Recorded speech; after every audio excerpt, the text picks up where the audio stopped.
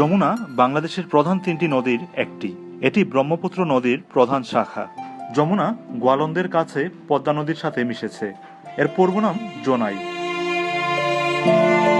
1787 সালের বন্যায় ব্রহ্মপুত্র নতুন খাতে প্রবাহিত হয়ে এই নদীর সৃষ্টি করেছে। উৎপত্তিস্থল হতে এর দৈর্ঘ্য 240 কিলোমিটার। যমুনা নদীর সর্বাধিক প্রস্থ 12,000 মিটার। যমুনা নদী বাংলাদেশের দ্বিতীয় এবং বিশ্বের দীর্ঘতম নদীসমূহের মধ্যে অন্যতম। তিব্বত, চীন, ভারত এবং বাংলাদেশের ভূখণ্ড জুড়ে রয়েছে এর অববাহিকা অঞ্চল। প্রকৃতপক্ষে ব্রহ্মপুত্র নদের নিম্ন প্রবাহ যমুনা নামে অভিহিত।